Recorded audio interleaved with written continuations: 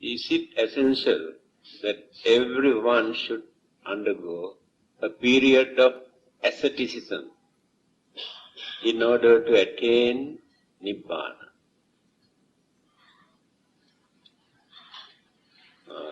Simple questions.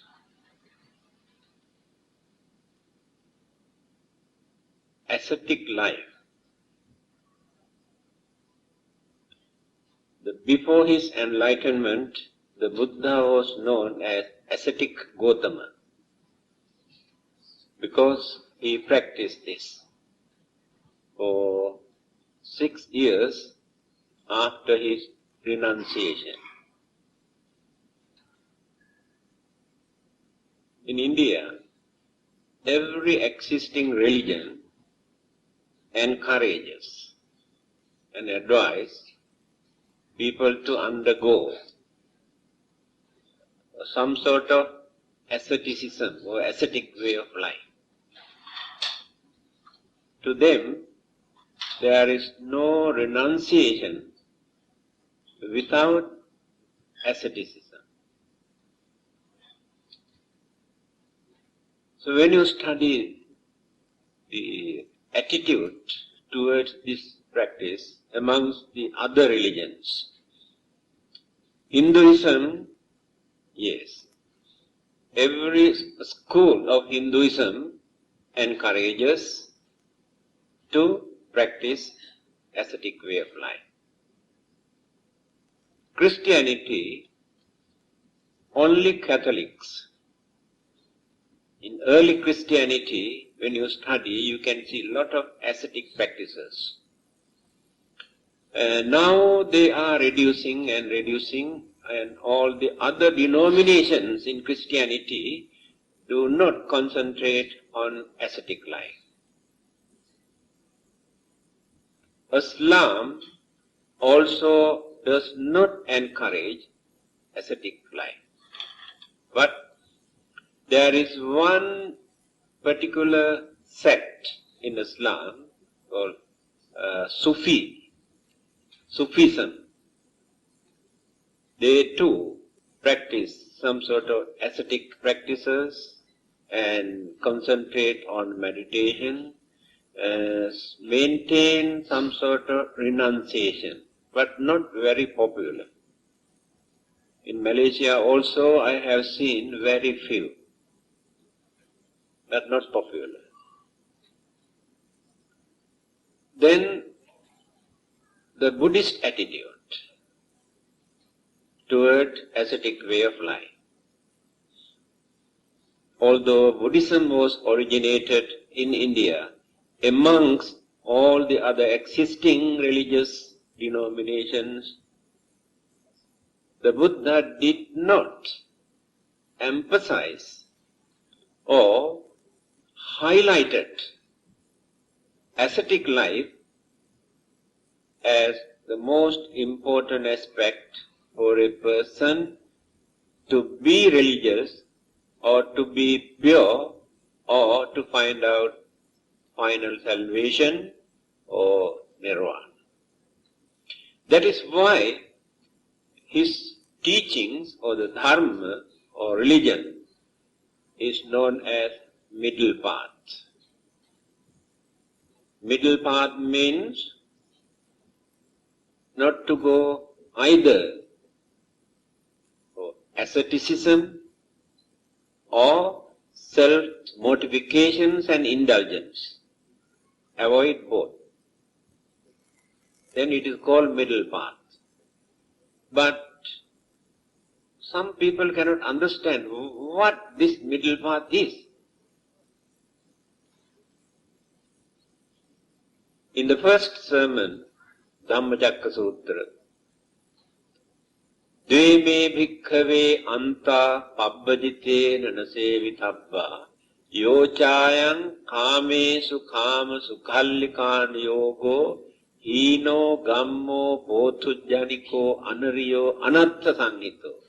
This is the way how the Buddha has explained the asceticism that people practice by torturing their physical body he did not encourage or acknowledge these practices which are more essential for a person to be religious or to be pure, if not to attain nirvana.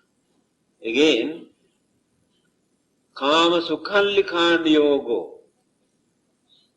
At the same time, not to indulge too much, not to enjoy too much, not to devote time, their whole life, just to please their senses, to provide requisite to entertain, but not for their survival.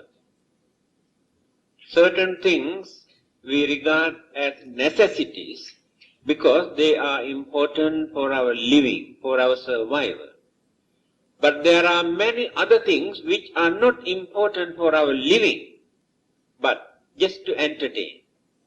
And these entertainments can mislead us, can neglect all our duties, responsibilities, and the purpose of life. Then in the end we will become slaves to those entertainments. This is the danger of it. So, if you know how to lead a moderate way of life by taking normal food and dress and shelter and transport and certain cultural practices which are important for our human emotion.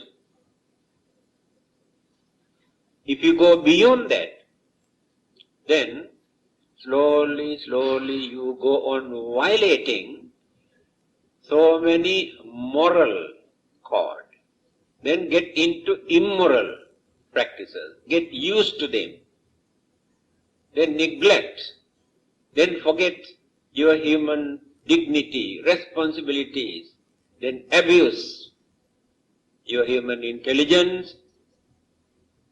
This is the danger.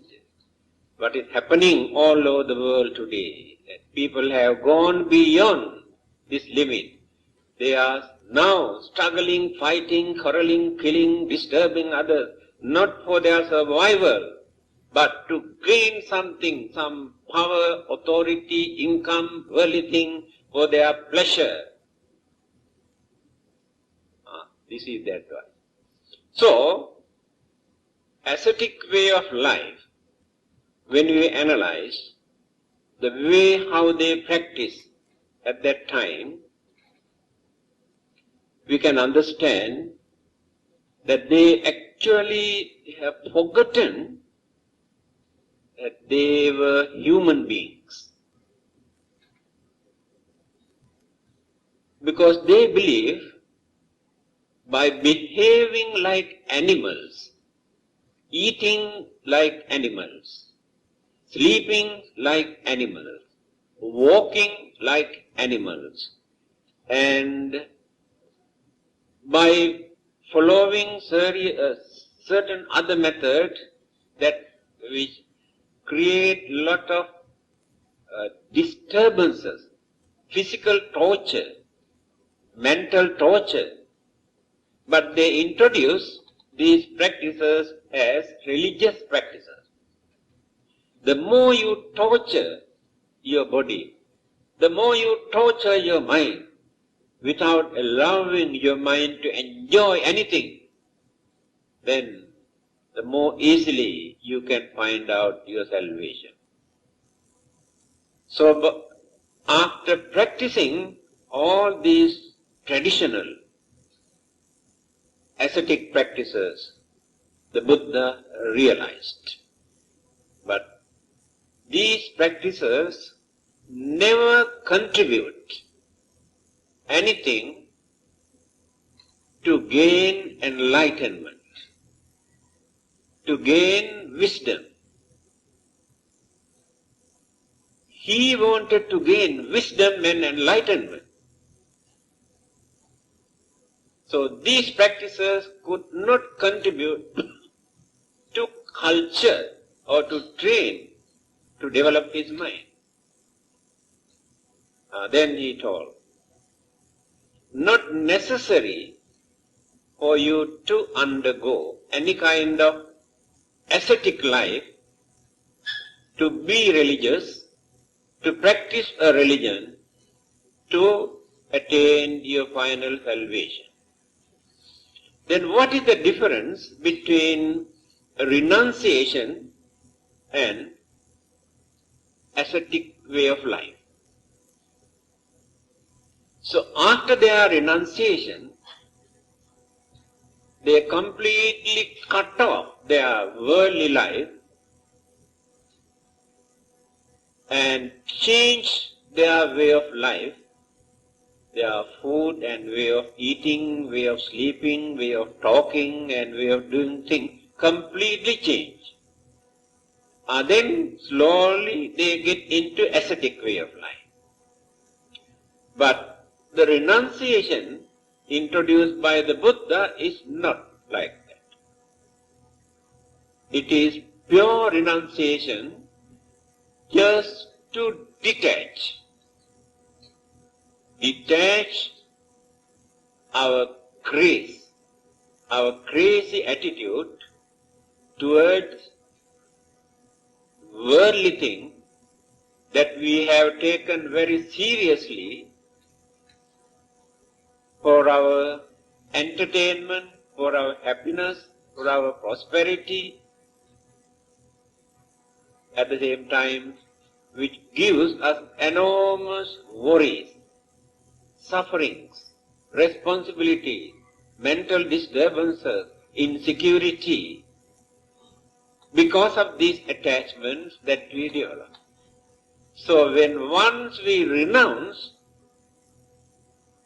cut off these bondages that we maintain as our property, then 1001 problems, worries, disturbances that we are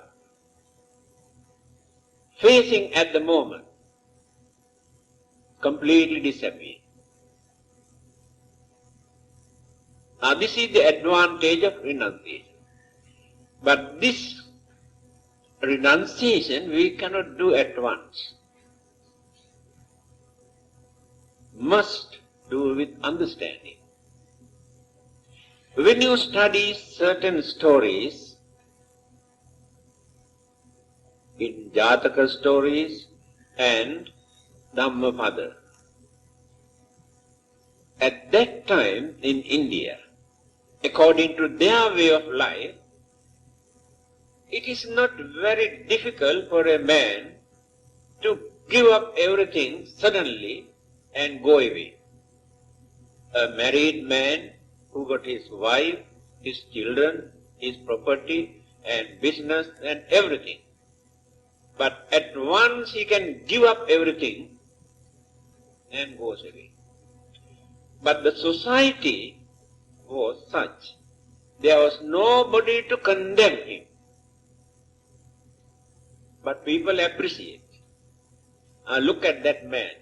He had the courage to give up everything at once. Now he is leading a religious life, a monk's way of life. He has renounced everything. But there is nobody to condemn that he has neglected his wife, his children. That was the nature of that society 2500 years ago. But today, the family bondages, responsibilities are interrelated. Interrelated means depend on each other very strongly. Therefore, it is not so easy to give up at once. Not only your family members, outsiders also pass remarks and condemn your attitude. Nobody appreciates at once. This is the mentality or way of life in the modern society. That is why I told you, if anybody wants to renounce, must consider very carefully where are the responsibilities, and after fulfilling all the important responsibilities, then you can make up your mind to keep away. Otherwise, people say you run away, you escape from family life, your responsibilities. There is nobody to appreciate. When Prince Siddhartha, as a married man, husband, father, renounced, there was nobody to complain. Even his wife also did not complain. But today, according to their way of thinking in the modern society, people cannot tolerate it. Now they are criticizing. He is a cruel man, irresponsible thing. How can he just give up his wife, young wife, and newly born baby and kingdom? This is our way of thinking. But at that time, even his wife thought it is my duty to give him moral support, cooperate by following his way of life. She also changed her way of life, not to enjoy, not to use jewelries, not to entertain too much, by following husband's way of life. That understanding was there. So now you can understand the Buddha's attitude. He also advised the monks not to accept or accommodate anybody, whether young or old. There is no age limit for that. If anybody come and tells that he or she want to become a monk or a nun and want to renounce, not to accept this person at once without studying, observing, whether he is under somebody, under parents or guardians, whether he is married or whether he got boyfriends or girlfriend, whether he is indebted to others, whether he is serving in the army, whether he is a criminal who has committed a lot of offenses, whether he is trying to run away from all those things. So simply, we cannot ordain anybody at once. We have to study all these things. If he is clear from all these problems and responsibilities, then can accommodate. These instructions were given by the Buddha. So renunciation and asceticism, actually these are two things. First we renounce, but we can maintain this renunciation, this way of life, without practicing asceticism, ascetic way of life. That means without going to extremes, without torturing, by leading very simple, very humble and normal way of life. So, it is not compulsory and it is not the most essential Buddhist practice for a person to attain final salvation or nirvana.